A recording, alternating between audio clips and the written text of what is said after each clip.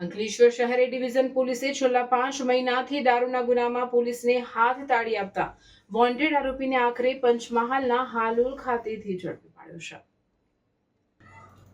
અંકલેશ્વર શહેરી division police સ્ટેશનમાં prohibition act હેઠળ નવેમ્બર 25માં ગુનો નોંધવામાં આવ્યો હતો. આ ગુનામાં અગાઉ પકડાયેલા આરોપી સંજયભાઈ રમેશભાઈ વસાવાની પૂછપરછ દરમિયાન જાણવા મળ્યું કે પ્રોહિબિશનનો મુદ્દામાલ વાપીના રહેવાસી વિશાલ અનિલભાઈ શાની દ્વારા મોકલવામાં આવ્યો હતો.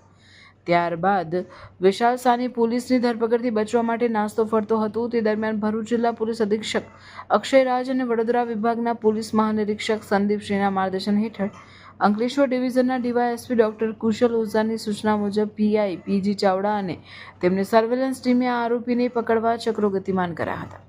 સર્વેલન્સ ટીમને હ્યુમન ઇન્ટેલિજન્સ અને ટેકનિકલ સર્વેલન્સ દ્વારા બાતમી મળી હતી કે આરોપી વિશાલ સાની હાલમાં હાલોલ ખાતે આવેલી સફારી કંપનીમાં છે. બાતમીના આધારે પોલીસે ત્વરિત કાર્યવાહી કરી કંપની પર દરોડો પાડી આરોપી વિશાલ સાનીને કોર્ડન કરી ઝડપી લીધો હતો. પોલીસે આરોપીની ધરપકડ કરી અંકલેશ્વર લાવી વધુ પૂછપરછ હાથ ધરી છે. કાયદેસરની કાર્યવાહી કરી છે.